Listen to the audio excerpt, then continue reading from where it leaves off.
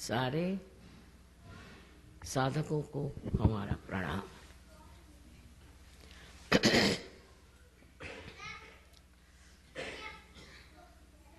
हम मंदिरों में जाते हैं भगवान के दर्शन करने और चाहते हैं कि हमें वो प्राप्त हो। इतना ही नहीं, हमारे अंदर अनेक इच्छाएं होती हैं जो हम सोचते हैं कि परमात्मा परिपूर्ण कर देंगे। ऐसी अनेक कारणों से हम मंदिरों में जाते हैं कि वहाँ का वातावरण हमें शांति दे और समाधान दे। ये बात तो सही है कि ये सब चीज़ें घटित हो सकती और इसीलिए मंदिर बनाए गए हैं, लेकिन इससे भी आगे कुछ जाने का और कुछ पाने का है, और इसका मूल तत्व भी हमारे हिंदू शास्त्रों में लिखा हुआ। लेकिन जब हम कुछ पढ़ते हैं तो उसके अंदर छिपा हुआ अर्थ हम नहीं समझ पाते कभी कभी। अभी आज अच्छा है कि कृष्ण के मंदिर में ही आपने मुझे बुलाया, क्योंकि कृष्ण भी बड़ा महत्वपूर्ण स्थान। हमारे कुंडलिनी के जागरण की जो हम बात करते हैं उसमें कृष्ण का स्थान बहुत ऊंचा। उनके बगैर तो कुछ काम ही नहीं हो सकता। उनका स्थान हमारे अंदर, यहाँ पीठ के पीछे में कहना चाहिए, गर्दन के नीचे, इस जगह उनका स्थान है। अब ये बात है या नहीं, ये हम जो बात कर रहे हैं सच है या नहीं, इसकी भी आपको प्रचिति होनी चाहिए। क्योंकि हम कह रहे हैं इसलिए आपको मान नहीं लेना चाहिए। और इसी वजह से हम सहयोग में जब आते हैं तब ये होता है कि हमारे अंदर बसी हुई ये शक्ति जो त्रिकोणाकार अस्थि में है, जिसको हम कुंडलिनी कहते हैं, ये सारा शास्त्रों में लिखा हुआ है, ये कोई हम ही कह रहे ऐसी बात नहीं। इसका जब जागरण होता तो वो 6 चक्रों में से गुजर करके 7वां चक्र कुंडलिनी के नीचे होता है श्री गणेश जी का, और 6 चक्रों में से गुजर करके और हमारे ब्रह्मरंध्र को छेदती है, जो यहाँ पर सर पे, जिसको अंग्रेजी में फॉन्टेनेल बोन कहते हैं, उसमें से छेद करके चारों तरफ फैली परमात्मा की जो प्रेम शक्ति है, कार्य शक्ति है, जिसे संस्कृत में परम चैतन्य कहते हैं, उससे एकाकारिता प्राप्त करती है। जब यह घटना घटित हो जाती है तब हमारा संबंध उस परम शक्ति के साथ हो जाता है। उससे पहले जो भी हम कर रहे हैं इसलिए कि हम परमात्मा को याद रखें, धर्म को याद रखें, सही रास्ते पर चलें।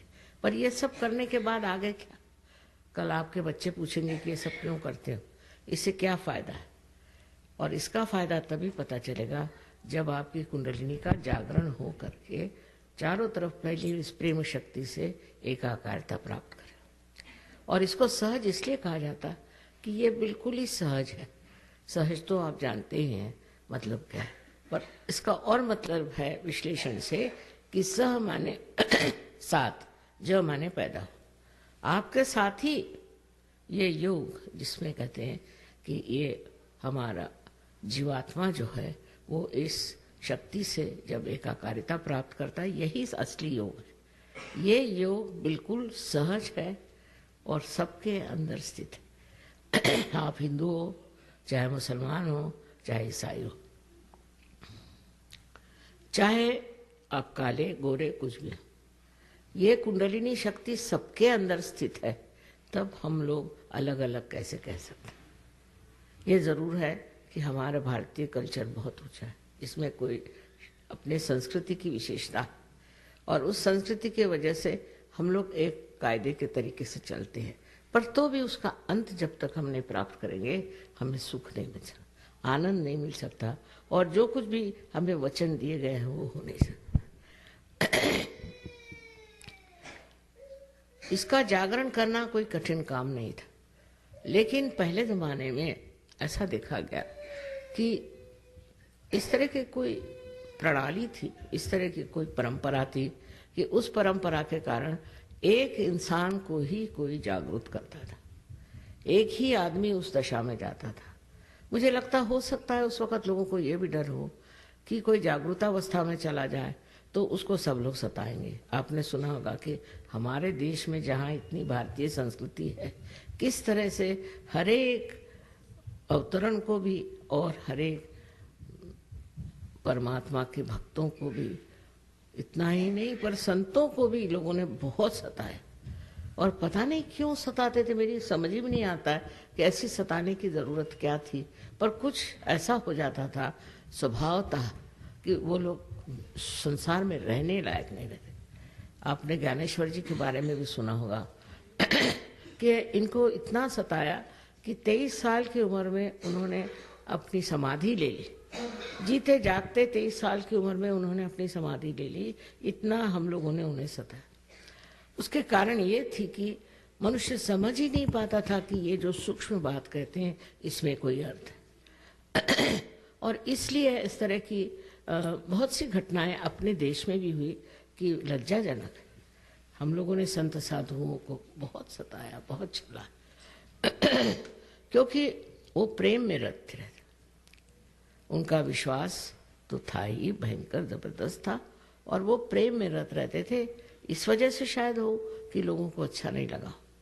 बहरहाल उसका कारण कुछ भी हो, बात एक कहने की ये है कि हमें भी उस चीज़ को प्राप्त कर लेना चाहिए। आज समाज में सहयोग 72 देशों में चल रहा है, तो ऐसी कोई समस्या खड़ी नहीं होगी जब आप संत हो जाएंगे तो आपको कोई तकलीफ होगी।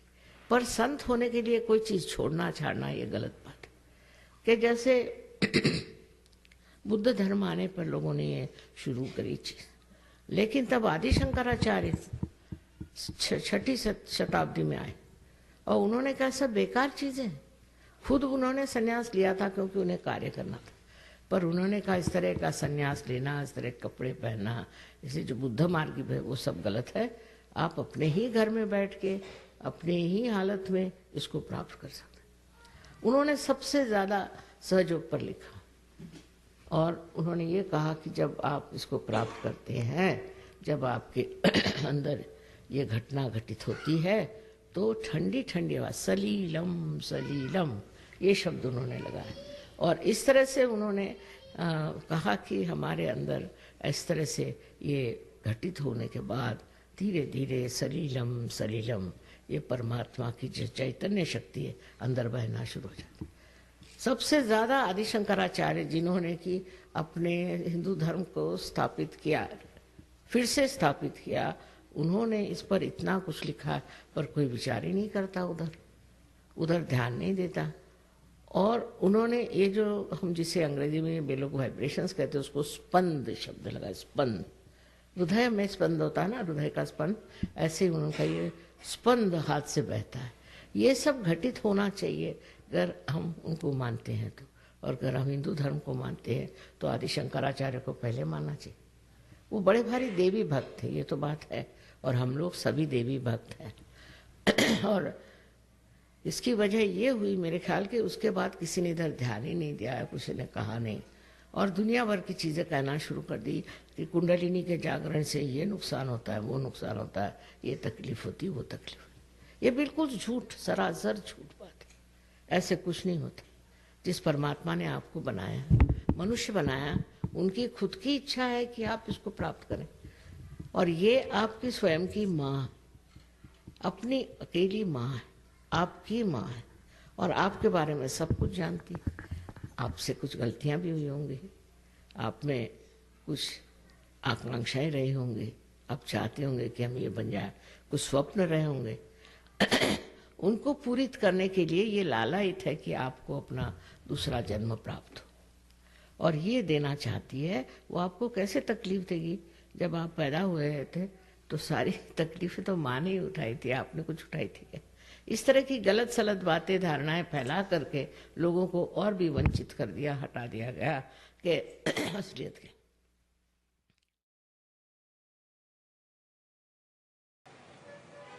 अब ये आपको दिखा देंगे और हम भी आपको बता रहे हैं कि अपना लेफ्ट हैंड जो है, लेफ्ट हैंड, उसको हमारी ओर करें।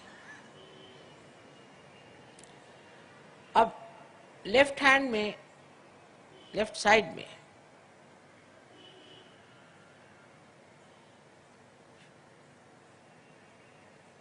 जो शक्ति है वो इच्छा शक्ति है, पावर ऑफ डिजायर, इच्छा शक्ति।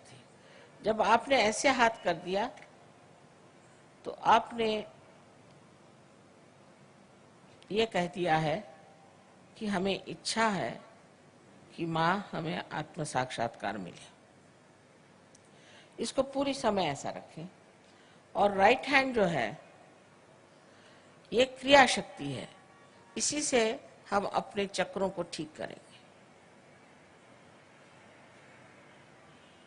तो सबसे पहले राइट हैंड हम अपने हृदय पे रखें। मैंने आपसे बताया हृदय में आत्मा का प्रतिबिंब है। उसके बाद हम अपना हाथ पेट के ऊपरी हिस्से में रखेंगे। सब काम हम लेफ्ट साइड में कर रहे हैं।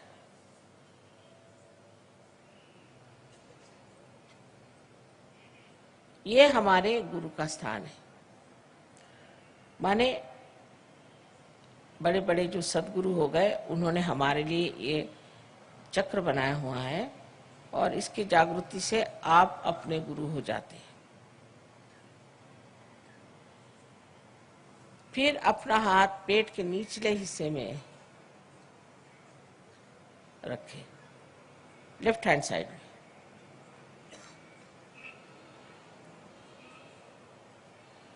फिर यही हाथ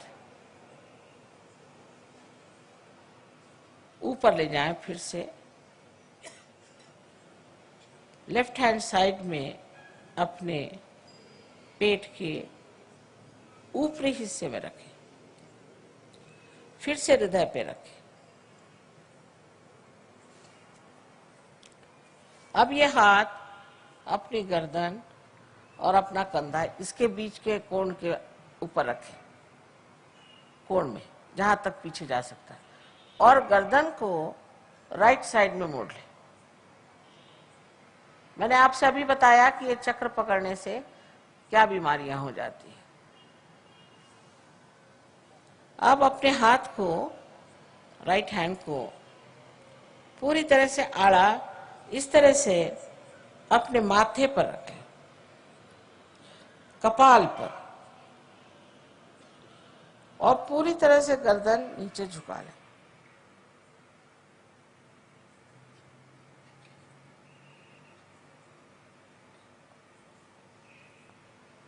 ये चक्र हमें सबको एक साथ माफ करने के लिए।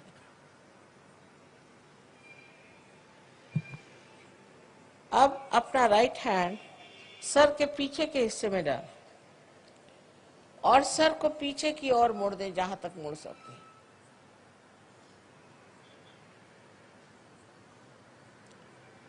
इस जगह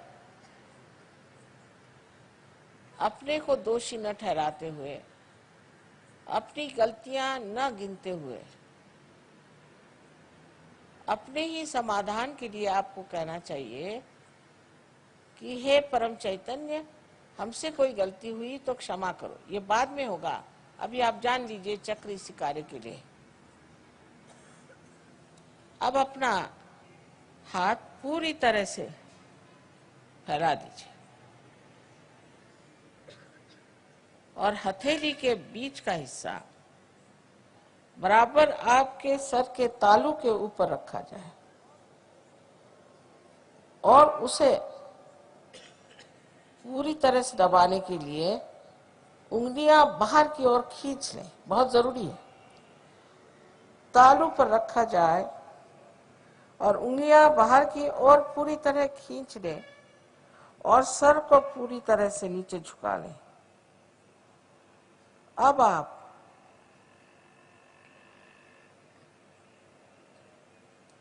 अपने हाथ को पूरा दबाव डाल करके इस तरह से घुमाएं कि आपके सर की जो स्कैल्प है, चमड़ी है, वो घूमेगी घड़ी के कांटे जैसे उस दिशा से घुमाइए जैसे घड़ी के कांटे घूमते हैं, 7 मरतबा।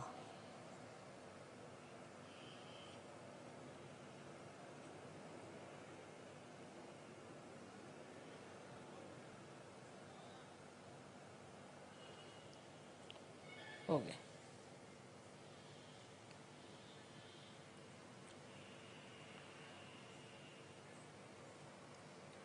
इतना ही बस करना है। अब आपके पास चश्मा हो तो निकाल लीजिए, क्योंकि अब आंखें बंद करनी है। और पेट पे अगर कुछ चीज तंग हो या गर्दन में तो उसे भी जरा कम कर लें। और सब लोग इसे करें पूरी तरह से।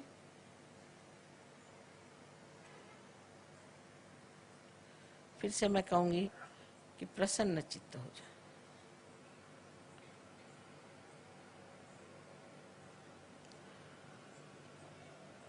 अब आप आंखें बंद कर लें, कोई भी आंख न खोलें, आंख बंद कर लें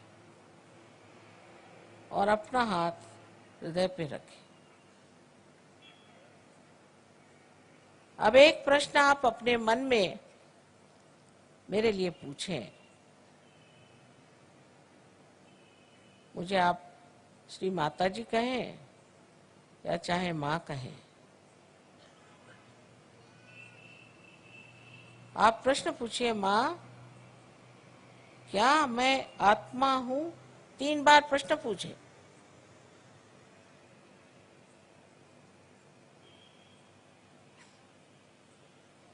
ये बड़ा मूलभूत प्रश्न है।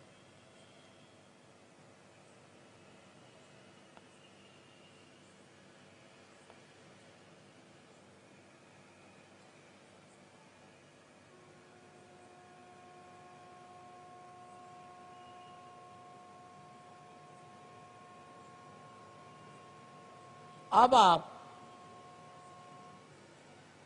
ये जान लीजिए कि अगर आप आत्मा हो गए तो आप अपने गुरु भी हो जाते हैं, क्योंकि आत्मा के प्रकाश में आप अपने ही गुरु हो जाते हैं। इसलिए आप कृपया अपना राइट हैंड पेट के ऊपरी हिस्से में रखें, लेफ्ट हैंड साइड पर उंगलियों से दबा लें इस गुरु तत्व को।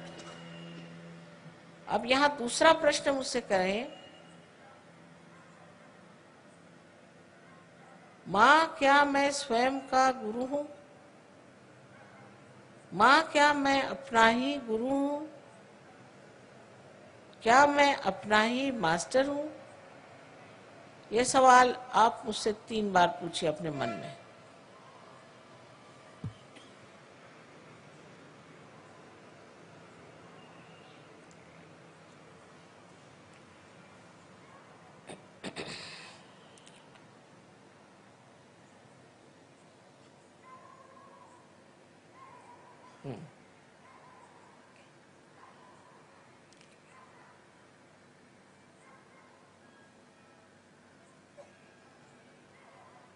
अब आप अपना राइट हैंड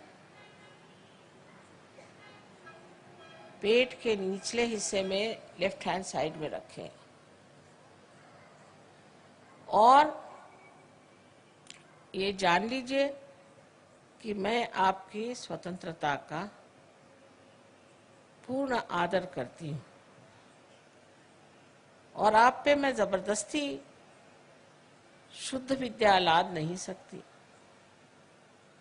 जो शुद्ध विद्या इस चक्र से आपको पूरा ज्ञान कराएगी, परमात्मा की शक्ति का। इसलिए आपको यहाँ कहना होगा 6 मर्तबा, क्योंकि इस चक्र में 6 पंखुड़ियां हैं। अपने हृदय में आपको मांगना होगा, श्री माता जी मुझे आप शुद्ध विद्या दीजिए।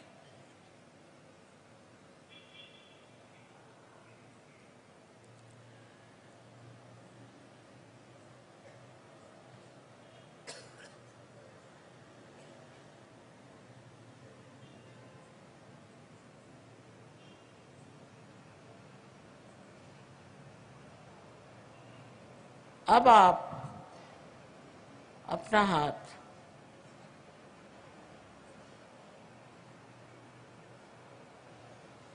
जरा जोर से दबाइए।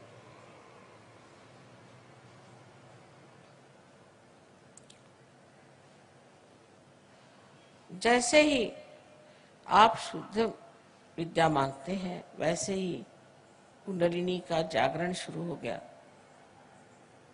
लेकिन उसके लिए ऊपर के जो चक्र हैं उन्हें हमें खोल देना होगा। आप अपना राइट हैंड आप उठा करके पेट के ऊपरी हिस्से में लेफ्ट साइड में रखें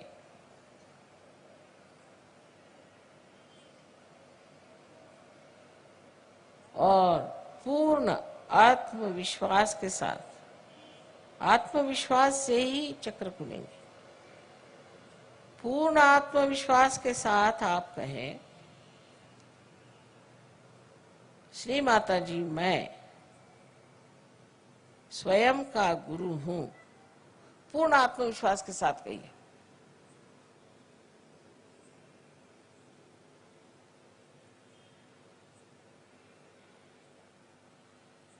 दस मर्तबा 10 बार कहिए,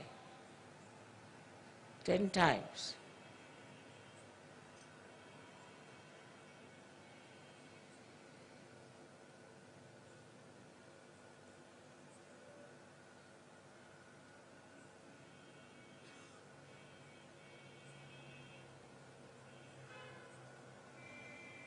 आपसे मैंने पहले ही बताया कि आप आत्मा हैं। आप ये शरीर, बुद्धि, मन, अहंकार आदि उपाधि नहीं, किंतु आप शुद्ध आत्मा हैं। अब अपना राइट हैंड आप हृदय पे रखें और पूर्ण विश्वास के साथ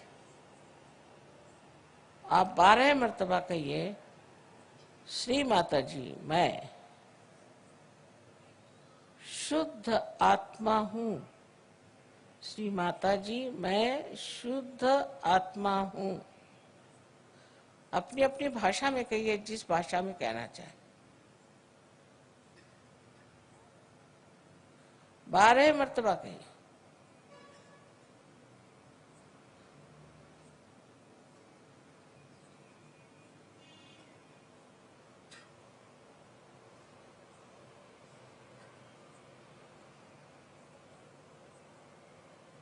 अब एक बात फिर से कहूंगी कि आप दोषी नहीं हैं, आप पापी नहीं हैं। आप अपने को न्यूनता में न उतारें।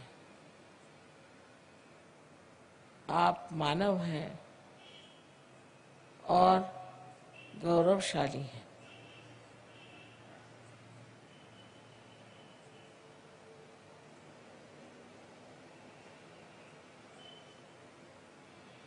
चारों तरफ फैला हुआ परमात्मा का ये प्यार,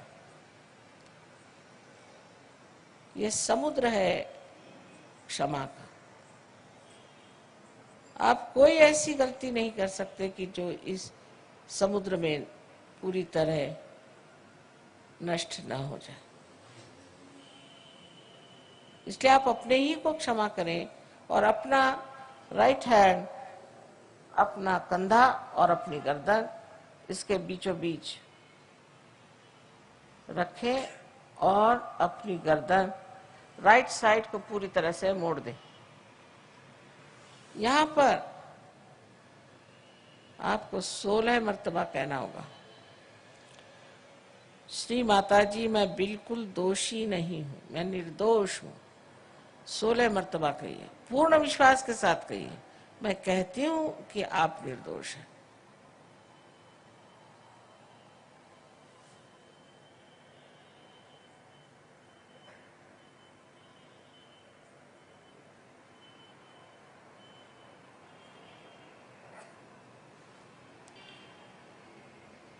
फिर से यही कहना है कि आप किसी को क्षमा करें या न करें, आप कुछ नहीं करते, पर अगर आप क्षमा नहीं करते हैं तो आप गलत हाथों में खेलते हैं।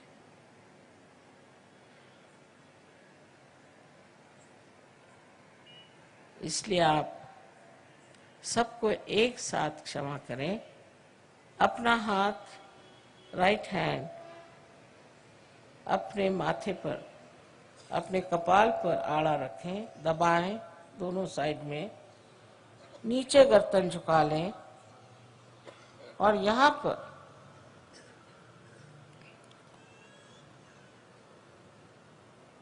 पूर्ण आत्मविश्वास से कहें, श्री माता जी, मैंने सबको एक साथ क्षमा कर दी। मैंने सबको एक साथ क्षमा कर दिया है। कितने बार कहने की बात नहीं, हृदय से कहना होगा, माँ मैंने सबको एक साथ क्षमा कर दिया।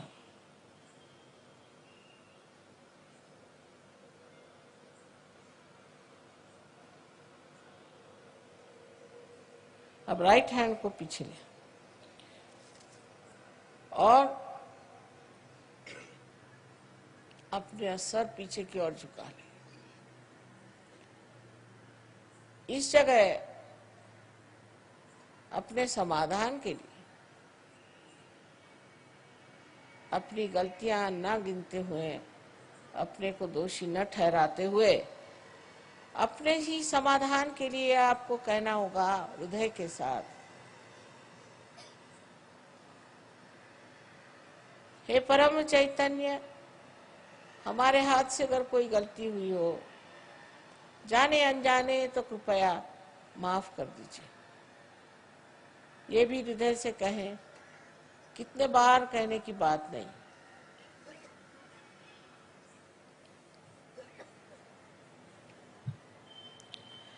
अब आखिरी चक्र बहुत महत्वपूर्ण है। लेफ्ट हैंड हमारे और रखें, दोनों पैर अलग रखें, जो नीचे बैठे हैं वो आराम से बैठे रहें। लेकिन अब अपने हाथ को पसार लें, हथेली को पूरी तरह से खींच लें और उसके बीचों बीच जो जगह है उसको आप बराबर अपने तालू पर, जो कि आपके बचपन में एक बहुत स्निग्ध सी हड्डी थी, उस पर रखें और अपनी गर्दन झुका लें पूरी तरह से। अपनी उंगलियों को पूरी तरह से खींचें बाहर की ओर, इससे पूरा दबाव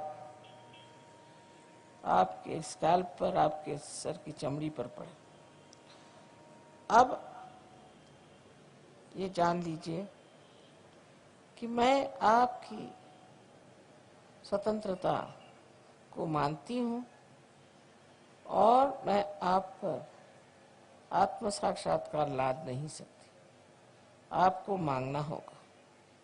अब कृपया इस हाथ को आप 7 मर्तबा धीरे क्लॉकवाइज, माने घड़ी के कांटे की तरह धीरे धीरे घुमाएं और कहें 7 मर्तबा, श्री माता जी, मुझे आप कृपया आत्म साक्षात्कार दीजिए, मुझे आत्मबोध दीजिए।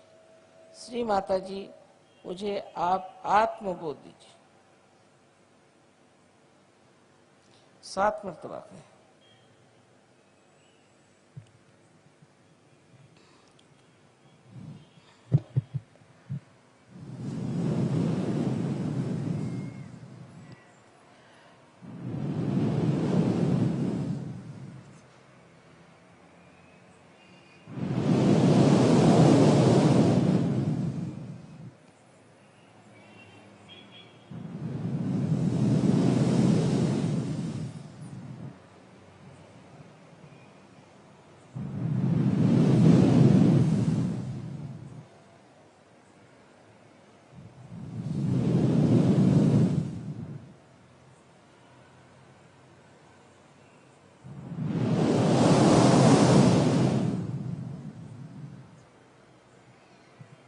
अब धीरे धीरे अपनी आंखें खोलें। अब दोनों हाथ मेरी ओर करें इस तरह से और मेरी ओर देखें और निर्विचार हो जाइए, विचार मत करें।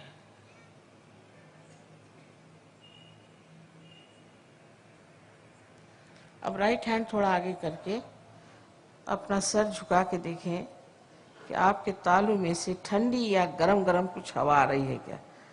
सर के ऊपर हाथ रखें, उसको छुए नहीं, दूर से देखें। किसी किसी को बहुत दूर तक आती है हवा। आ रही ठंडी हवा, देखिए सर में से आ रही।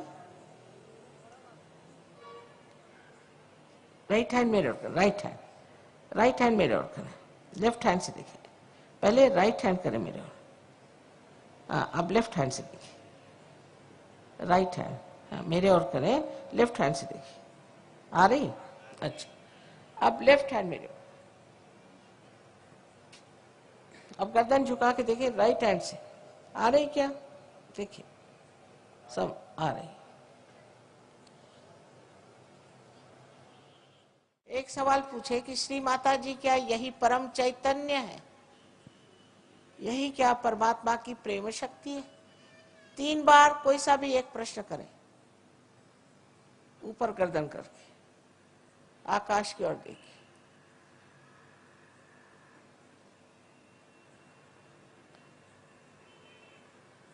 नीचे ले लीजिए हाथ, ऐसे रखें हाथ। जिन लोगों के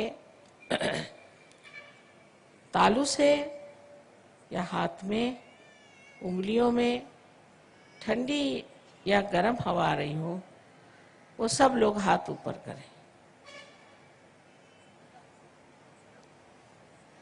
पूरा हैदराबाद ही पार हो गया। सबको आपको नमस्कार, सब संतों को नमस्कार, अनंत आशीर्वाद है। मेरे और ठंडी हवा आ रही, देखो बिल्कुल एक पत्ता नहीं हिल रहा है, लेकिन ठंडी हवा आ रही तुम लोगों से। बड़े संत साधु बैठे हैं हैदराबाद में। अनंत आशीर्वाद है सबको, अनंत आशीर्वाद है। कल सब लोग आए और सब अपने रिश्तेदारों को बुलाए, इससे बढ़ के और कोई चीज देने की नहीं दुनिया में।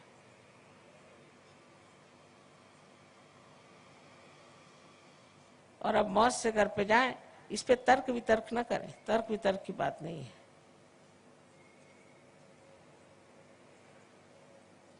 मन से परे, बुद्धि से परे।